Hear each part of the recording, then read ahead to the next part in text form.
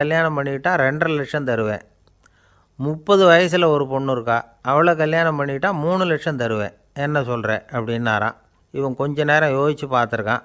அதுக்கப்புறம் மெதுவாக அவரை நிமிர்ந்து பார்த்து, ஏன் சார், உங்ககிட்ட 50 வயசில் ஏதாவது பொண்ணு இருக்கா அப்படின்னு கேட்டானான். ஒருத்தர் ரொம்ப அவசரமாக வந்தார். சார், மனுஷன் நிம்மதியாக இருக்கிறதுக்கு என்ன வழின்னு கேட்டார். சீக்கிரமாக ஒரு கல்யாணத்தை பண்ணிங்க, எல்லாம் சரியாக போடும் அப்படின்னோம். அவர் ஒரு மாதிரியாக பார்த்தார். ஏற்கனவே எனக்கு கல்யாணம் ஆகிட்டுது சார், அதனால தானே நிம்மதியாக இருக்கிறதுக்கு வழி கேட்குறேன் அப்படின்னார். சரி, இவர் ஒரு மாதிரியான கேஸ் அப்படின்னு நினச்சிக்கிட்டு நம்மக்கிட்ட இருந்த ஒரு சின்ன புத்தகத்தை அவர்கிட்ட தூக்கி கொடுத்தோம். இதை படித்து பாருங்கன்னு. கல்யாணத்துக்கு பிறகும் சந்தோஷமாக இருக்கிறதுக்கு என்ன வழி அப்படிங்கிற கேள்விக்கு அந்த புத்தகத்தில் விளக்கம் இருந்தது. கணவன் மனைவிக்குள்ளே சிக்கல் வராமல் இருக்கிறதுக்கு அதில் சில வழிகளை சொல்லி கொடுத்துருக்குறாங்க. அதெல்லாம் என்னென்ன அப்படிங்கிறத இப்போ பார்க்கலாமா? குடும்பம்னு இருந்தால் கோபம் வரதான் செய்யும். அது வந்துட்டு போட்டும் பரவாயில்ல. ஆனால் அந்த கோபம் ஒரே நேரத்தில் 2 பேருக்கும் வந்துடாமல் பார்த்துக்கணும். ஒரு சமயத்தில் யாராவது ஒருத்தர் தான் கோபப்படணும், அடுத்தவங்க அமைதியாக இருக்கணும். அதுக்கப்புறம் இவர் அமைதியான உடனே அவங்க ஆரம்பிச்சிக்கலாம். கோபமாக ஏதாவது சொன்னால் உடனே கோபமாக பதில் சொல்லக்கூடாது. கொஞ்சம் பொறுத்து கோபம் தீர்ந்த உடனே அந்த பதிலை சொல்லலாம். அப்போ பதில் கோபமாக இருந்தால் கூட அது அவ்வளோ பெருசாக தெரியாது. அற்ப விஷயத்துக்கெல்லாம் காய்ச்சி மூச்சுன்னு கத்திகிட்டு இருக்கக்கூடாது. உங்கள் 2 பேருக்குள்ளே ஒரு தர்க்கம் ஆரம்பமாயிட்டுதுன்னு வச்சுக்கோங்க. கடுமையாக 2 பேரும் விவாதம் பண்ணுறீங்க. உங்களில் ஒருத்தர் இதில் ஜெயிக்கணும்னா அது நீங்களாக இருக்க வேணாம், அடுத்தவங்க ஜெயிக்கிறதுக்கு நீங்கள் துணையாக இருங்களேன். அப்படின்னா நீங்கள் கொஞ்சம் விட்டு கொடுக்கணும், அவ்வளவுதான். ஏதாவது குத்தம் சொல்லணுமா, செஞ்ச தப்பை சுட்டி காட்டணுமா, விமர்சனம் பண்ணணுமா, பண்ணுங்க, வேணான்னு சொல்லலை. ஆனால் சொன்னதை அப்படி சொல்கிறத கொஞ்சம் அன்பாக இதமாக சொல்லுங்கள். எப்போவோ நடந்த தவறுகளையெல்லாம் இப்போ போய் மறுபடியும் ஞாபகப்படுத்திகிட்டு இருக்க வேண்டாம். நான் அப்போவே சொன்னேன் இந்த புடவை வேணாம்னு, நீங்கள் தான் கேட்கல, இப்போ பாருங்கள் கிழிஞ்சு போச்சு இப்படின்னு கத்துனாங்க ஒரு அம்மா. எப்போ சொன்னீங்கன்னு கேட்டால் ஒரு 10 வருஷத்துக்கு முன்னாடி தீபாவளி சமயத்தில் அப்படிங்கிறாங்க. அது என்ன இன்னும் அப்படியே புதுசாகவே இருக்கும்? உங்களுக்கு அவர் தான் பெருசு, அவருக்கு நீங்கள் தான் பெருசு. அதை விட இந்த உலகத்தில் வேறு எதுவும் முக்கியம் இல்லைன்னு நினைக்கணும். நீ தான் என்னுடைய உலகம்னு எத்தனை தடவை சொல்லியிருப்பீங்க? அதெல்லாம் வெறும் வசனமாக போயிடக்கூடாது. ஏதாவது ஒரு பிரச்சனையை பற்றி கடுமையாக விவாதம் பண்ணிக்கிட்டு இருக்கீங்க, அதை அப்படியே பாதியில் விட்டுட்டு படுக்கைக்கு போயிடக்கூடாது. சொச்சத்தை நாளைக்கு பேசிக்கலாம்னு. அப்படி போனால் தூக்கம் வராது. பிரச்சனையை ஒரு முடிவு பண்ணிக்கிட்டு அதுக்கப்புறமா தூங்க போகணும். ஒரு நாளில் ஒரு தடவையாவது உங்கள் ஜோடியை பாராட்டி நல்ல விதமாக கனிவாக ஒரு வார்த்தை சொல்லணும் அப்படின்னு தீர்மானம் பண்ணிங்க. ஏதாவது தப்பு பண்ணிவிட்டிங்கன்னா பரவாயில்ல, அதை ஒத்துக்கிறதுக்கும் மன்னிப்பு கேட்குறதுக்கும் தயாராக இருக்கணும். அது ஒன்றும் கேவலம் கிடையாது. வீட்டுக்குள்ளே தானே கேட்க போகிறீங்க, வெளியில் யாருக்கு தெரிய போகுதோ? எப்படியோ உங்களுக்குள்ளே ஒரு சமரசம் ஆனால் சரி தான். ஒரு தகராறுன்னு எடுத்துக்கிட்டால் குறைஞ்சபட்சம் அதுக்கு 2 பேர் தேவை. தனியாகவே உட்காந்துக்கிட்டு நான் இப்போ தகராறு பண்ணிகிட்ருக்கிறேன் அப்படின்னு யாரும் சொல்ல முடியாது. 2 பேர் தகராறு பண்ணுறாங்கன்னா பொதுவாக அந்த 2 பேரில் யார் அதிகமாக பேசுகிறாங்களோ அவங்க பேரில் தான் தப்பு இருக்கும். அதை மனசில் வச்சுக்கணும். இதெல்லாம் தான் அந்த புத்தகத்தில் போட்டிருக்கிற வழிமுறைகள். இவ்வளவும் சரியாக வரலைன்னா அப்புறமா சொல்லுங்கள், வேறு புத்தகம் ஏதாவது இருக்கான்னு தேடுவோம். ஒரு கணவன் தன்னுடைய மனைவியை அழைச்சிக்கிட்டு ஒரு மனோதத்துவ டாக்டர்கிட்ட வந்தாராம். டாக்டர், எங்களுக்கு கல்யாணம் ஆகி 30 வருஷ காலமாக நாங்கள் ஒரு விஷயத்தில் கூட ஒத்து போனதில்லை அப்படின்னு ஆரம்பித்தார். உடனே அந்த அம்மா குறுக்கிட்டு, அது 30 வருஷம் இல்லை, 32 வருஷம் அப்படின்னாங்களாம். சில பேரை இப்படி சொல்கிறது உண்டு. அடுத்தவங்களை அனுசரித்து நடந்துக்க தெரியல, அவன் என்ன சார் மனுஷன் அப்படிம்பாங்க. சக மனிதர்களோடு எப்படி பழகிறது அப்படின்னு தெரியாததுனாலேயே பல பேர் இன்றைக்கி சங்கடப்பட்டுக்கிட்டு இருக்கிறாங்க. வசதி வாய்ப்பெல்லாம் சரியாக இருக்கும், ஆனால் வாழ்க்கை சரியாக இருக்காது. இன்னொருத்தர்கிட்ட எப்படி பேசுறது பழகிறதுங்கிறது தெரியாததுனால தான் இந்த அவஸ்தை. சரி, இந்த அவஸ்தை இல்லாமல் வாழறது எப்படி? இதுக்கு அனுபவசாலிகள் சில வழிமுறைகளை சொல்கிறாங்க. அதெல்லாம் என்னென்னங்கிறத இப்போ தெரிஞ்சுக்குவோம். முதல்ல நம்ம நாக்கு நம்ம கண்ட்ரோலில் இருக்கணும். வார்த்தைகளை கொட்டிவிட்டு அதுக்கப்புறம் அள்ள முடியாமல் கடந்து கஷ்டப்படக்கூடாது. எப்படி பேசுகிறோங்கிறதும் முக்கியம், பேசுகிறப்ப எப்படி முகத்தை வச்சுருக்கிறோங்கிறதும் முக்கியம். அன்பாக பேசினாலும் நல்லாயிருக்கும். அப்படி பேசுகிறப்ப ஆதரவாக அவர் தோள் மேலே ஒரு கையை போட்டுக்கிட்டு பேசினா இன்னமும் நல்லாயிருக்கும். 2வது விஷயம், இன்னொருத்தர்கிட்ட பேசுகிறப்போ வாக்குறுதிகளை அள்ளி வீசக்கூடாது. கொடுக்குற வாக்குறுதி குறைச்சலாக இருக்கணும். அப்படி கொடுத்த வாக்குறுதியை கண்டிப்பாக நிறைவேற்றணும். நாம் ஒருத்தரை பாராட்டுறோம் அல்லது அவரை பற்றி அபிப்பிராயம் சொல்கிறோம்னா அது ஆக்கப்பூர்வமாக இருக்கணும். நம்ம பாராட்டு அல்லது விமர்சனம் அடுத்தவருடைய முன்னேற்றத்துக்கு உதவுறது மாதிரி இருக்கணும். நாம் சொல்கிறத கேட்டுட்டு அவன் தலையில் கையை வச்சுட்டு உட்காந்துடக்கூடாது. எப்பவும் உற்சாகமாக இருக்கணும், முகம் அலர்ச்சியாக இருக்கணும், மனுஷன் இருந்தால் வருத்தம், கவலை, ஏமாற்றம் எல்லாம் இருக்க தான் செய்யும். அதெல்லாம் மனசில் இருக்கட்டும். அந்த வருத்தமும் கவலையும் ஏமாற்றமும் சேர்ந்துக்கிட்டு நம்ம முகத்தில் இருக்கிற மலர்ச்சியை மூடி மறைக்கிறதுக்கு நாம் இடம் கொடுத்துடக்கூடாது. எந்த விஷயத்தை பற்றி யாருக்கிட்ட பேசினாலும் வெளிப்படையாக பேசணும், திறந்த மனசோடு பேசணும். மூடி மறைச்சி முன்னு மூழ்கிக்கிட்டு இருக்கக்கூடாது. இன்னொருத்தர்கிட்ட பேசுகிறப்போ விவாதம் பண்ணுங்க, அது தப்பு இல்லை. ஆனால் வாதாடிக்கிட்டு இருக்கக்கூடாது. அதாவது என்ன சொல்கிறாங்கன்னா, டிஸ்கஸ் பண்ணலாம், ஆர்கியூ பண்ணக்கூடாதான். நம்மக்கிட்ட இருக்கிற நல்ல குணங்களை நாம் எடுத்து சொல்லிகிட்டு இருக்கக்கூடாது. அந்த நல்ல குணங்களே நம்மளை பற்றி எடுத்து சொல்லணும். அது மாதிரி நடந்துக்கணும். அதே மாதிரி அடுத்தவங்க கிட்ட உள்ள கெட்ட குணங்களை பற்றி அவசியம் இல்லாமல் நாம் பேச வேண்டியதில்லை. உங்களை பற்றி யாராவது தப்பாக பேசுகிறாங்களா, அப்படி அவங்க பேசுகிறதுல உண்மை இல்லையா அப்படின்னா அதை நீங்கள் பொருட்படுத்த வேண்டியதில்லை, விட்டுடலாம். அது தானாக போயிடும். ஒரு 4-5 பேரோட பேசிக்கிட்டு இருந்தீங்கன்னா எல்லாருக்கும் முக்கியத்துவம் கொடுங்க, யாரையும் அலட்சியப்படுத்தாதீங்க. தமாஷா பேசலாம், ஆனால் அவங்க தமாஷ் அடுத்தவங்களை கேலி பண்ணுறதா இருக்கக்கூடாது. நமக்கு கிடைக்க வேண்டியது கிடைக்கலையே அப்படிங்கிற தவிப்பு நம்மக்கிட்ட இருக்கக்கூடாது. அது தேவையில்லை. உங்கள் செயல்பாடுகள் தெளிவாக இருக்கட்டும், பாராட்டு தானாக அவங்கள தேடிட்டு வரும். இன்னொரு மனுஷனுடைய மனசில் கௌரவமான ஒரு இடத்த பிடிக்கணும்னா நாம் இந்த குணத்தையெல்லாம் நம்மக்கிட்ட வளர்த்துக்கணும். இதெல்லாம் அனுபவசாலிகள் சொல்லியிருக்கிற குறிப்புகள். இந்த குறிப்புகளை சரியாக புரிஞ்சுக்கணும், அது முக்கியம். தப்பாக புரிஞ்சுக்கிட்டா என்ன ஆகும் தெரியுமா? இதை கேளுங்க. ஒருத்தர் வந்தார், சார் அடுத்தவங்க தோள் மேலே கையை போட்டுக்கிட்டு அன்பாக பேசணும்னு சொன்னீங்க, அப்படி தான் பேசினேன். அவர் முதுகை கூட தட்டி கொடுத்தேன், என் வேலை போயிட்டுது சார், வீட்டுக்கு அனுப்பிச்சிட்டாங்க அப்படின்னார். யாருக்கிட்ட அப்படி பேசுனீங்கன்னு கேட்டோம். என் முதலாளிகிட்ட சார் அப்படிங்கிறார் ரொம்ப சோகமாக. இந்த உலகமே ஒரு நாடக மேடை, நாம் எல்லாரும் நடிகர்கள். இது ஞானிகள் சொல்கிறது. இது ஒரு பக்கம் இருக்கட்டும். இந்த உலகத்துக்குள்ளே எத்தனையோ நாடக மேடைகள், எத்தனையோ நடிகர்கள், எத்தனையோ நாடகங்கள். இதெல்லாம் எப்படி ஆரம்பமாச்சு? அதுதான் இன்றைக்கி தகவல். அதாவது ஆதி மனிதன் பேச ஆரம்பிக்கிறதுக்கு முன்னாடி சைகையாலேயே எல்லாத்தையும் சொல்லிகிட்டு இருந்தான். அதனால் அப்போவே நடிப்பு ஆரம்பமாயிட்டுது. முதல்ல ஒரு வேட்டையைத்தான் அவன் நடித்து காட்டியிருப்பான். இவன் எப்படி போனான், எதிரில் மிருகம் எப்படி வந்தது, அதோடு எப்படி சண்டை போட்டான், எப்படி அடித்து கொண்டுகிட்டு வந்தான், இதை அப்படியே மற்றவங்களுக்கு நடித்து காட்டியிருப்பான். ஏன்னா மொழி கிடையாது. இந்த காலத்துலலாம் நாடகங்களில் நடிக்கிறவங்கள நடிகர்கள்ங்கிறோம். ஒரு காலத்தில் இவங்களுக்கு என்ன பேர் தெரியுமா? திஸ்பியர்கள் அப்படின்னு பேரான். இதுக்கு காரணம் உண்டு. அதாவது 2000 வருஷத்துக்கு முன்னாடி கிரீஸ் நாட்டில் திசிபியஸ் அப்படின்னு ஒரு ஆள் இருந்தான். அவன் ஒரு பெரிய நாடக கலைஞன். அவன் சில இளைஞர்களை சேர்த்துக்கிட்டான், பயிற்சி கொடுத்தான், நாடக குழுவை உருவாக்கினான். நடிகர்களையும் நாடகத்துக்கு தேவையான பொருள்களையும் ஏற்றிக்கிட்டு போகிறதுக்கு ஒரு வண்டியையும் தயார் பண்ணான். அந்த வண்டியிலேயே அவன் கிரேக்க நாடு பூராவும் சுற்றினான். ஊர் ஊராக நாடகம் போட்டான். ஒரு ஊருக்கு போனதும் அங்கே நாடகம் நடத்த தியேட்டர் இருக்கா அப்படிங்கன்னெல்லாம் பார்க்குறதில்ல அவன். ஏன்னா அப்போலாம் தியேட்டர்னா என்னென்ன தெரியாது. நாடகம்னா அதை ஒரு மூடிய கொட்டைக்குள்ளே தான் நடத்தணுங்கிறது அப்போ யாருக்குமே தோணலை. இந்த வண்டி போகும், அதுவே ஒரு பகுதி, அப்படியே ஒரு மேடை மாதிரி விரிச்சிக்கும். அதில் ஏறி நின்றுக்கிட்டு நாடகத்தை நடித்து காட்டுவாங்களாம். மக்கள்லாம் எதிரில் தரையில் உட்காந்து அதை பார்த்துக்கிட்டு இருக்கிறது. உலகத்தின் முதல் நடமாடும் தியேட்டர் இது தானே. இந்த திசிபிஎஸ் தான் முதலாக உலகத்தில் நாடகங்கிற பொழுதுபோக்கை நடத்தி காட்டினவன் அப்படின்னு சொல்கிறாங்க. அவன் சொந்தமாக நாடகம் எழுதுனா, நடித்தான், நாடகத்தை இயக்கினான். அதனால தான் அவனை first man of the theatre அப்படின்னு சொல்லுவாங்க. அவன் தான் நாடக மேடையின் முன்னோடி. கிரேக்கர் காலத்திலேயே நாடக ஆசிரியர்கள், நடிகர்கள், ரசிகர்கள் இவங்கள்லாம் உருவாயிட்டாங்களாம். நாடகத்தின் சரித்திரத்தில் இந்த 3 பிரிவும் ரொம்ப முக்கியம். அதாவது கிரேக்க தியேட்டர்கள்லாம் திறந்த வெளி மேடைகள் தான். பெரும்பாலும் மலைச்சரிவுகள், அதுவே படிப்படியாக பண்ணியிருப்பாங்க. கீழே அரைவட்ட வடிவில் மேடை, அதுக்கு ஆர்கெஸ்ட்ரான்னு பேர். பிற்காலத்தில் இதில் உட்காந்து இசைக்குழுவினர் வாய்ச்சதுனால இசைக்குழுவுக்கே ஆர்கெஸ்ட்ராங்கிற பேர் வந்துட்டுது. இப்போது கிரேக்க தியேட்டர்களில் ஒன்று, அதோட காலம் கிமு 340. அதை இன்னமும் பாதுகாத்து வச்சுருக்கிறாங்களாம்.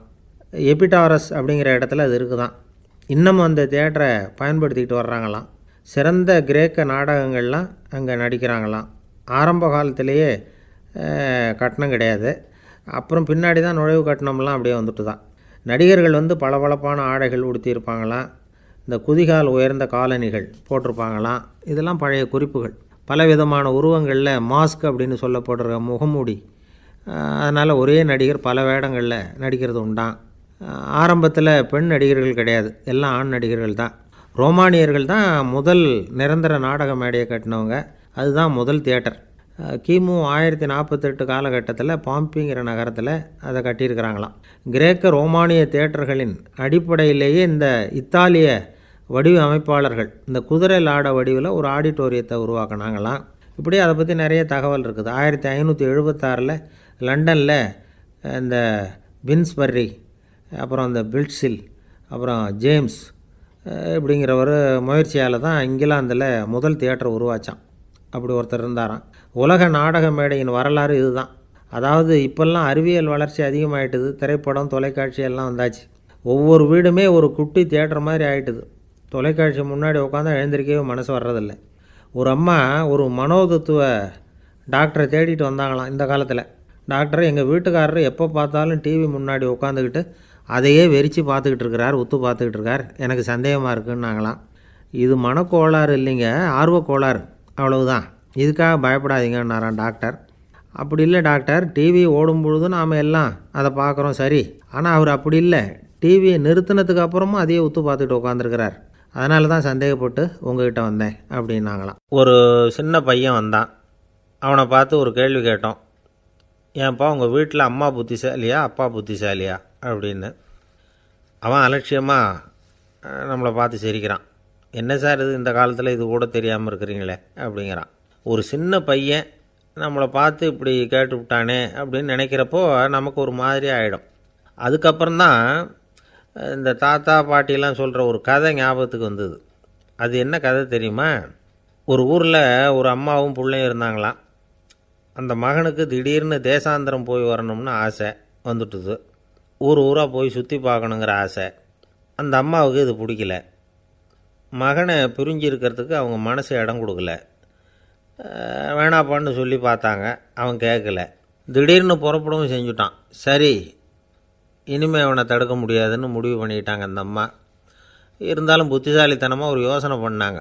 மகனை கிட்டத்தில் கூப்பிட்டாங்க. அவங்ககிட்ட சொன்னாங்க, அதை பாருப்பா, நீ தேசாந்திரம் போகிறதுன்னு தீர்மானம் பண்ணிவிட்ட, அதை நான் தடுக்கலை, போயிட்டு வந்துடும். ஆனால் போகிறதுக்கு முன்னாடி எனக்கு ஒரு வாக்குறுதி கொடுத்துட்டு போ அப்படின்னாங்க. போகிறப்போ ராத்திரியாக இருந்தாலும் பகலாக இருந்தாலும் சரி, புளிய மரத்து நிழலில் தான் தங்கணும்.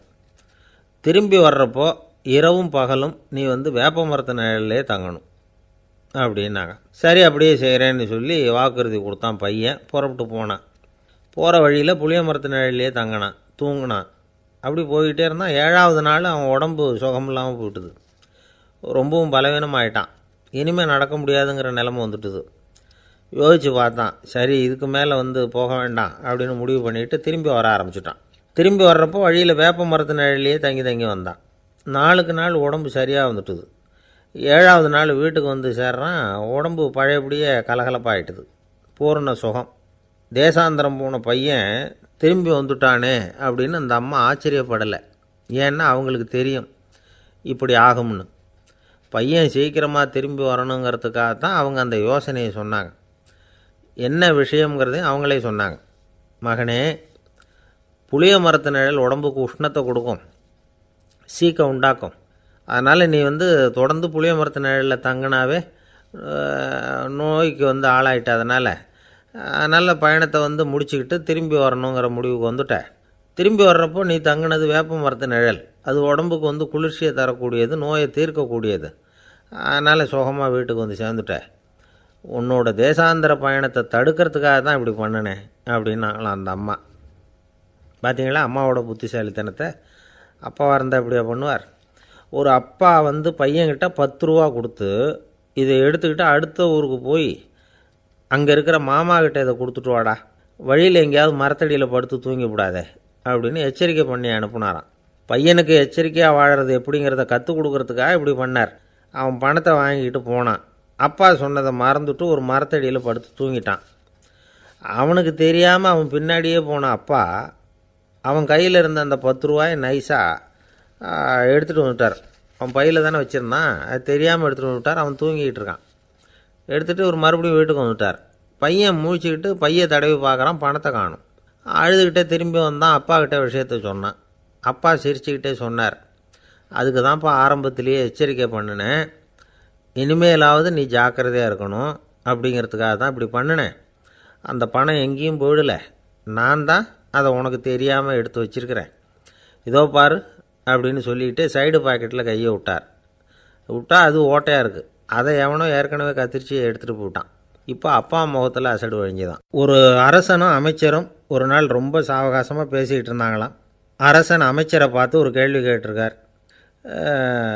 ஏங்க அமைச்சரே, ஆசை இல்லாத ஒரு மனுஷனால் இருக்க முடியுமா அப்படின்னு. ஏன் முடியாது, துறவி அப்படிங்கிறவங்கெல்லாம் அப்படிப்பட்டவங்க தானே அப்படின்னாராம் அமைச்சர். அவங்கெல்லாம் உண்மையிலேயே ஆசையை விட்டவங்க தானா அப்படின்னு கேட்டாராம் ராஜா. அப்படி தான் இருக்கணும் அப்படின்னாராம் அமைச்சர். அப்படின்னா ஆசையே இல்லாத ஒரு உண்மையான துறவியை நான் பார்க்கணுமேன்னார்.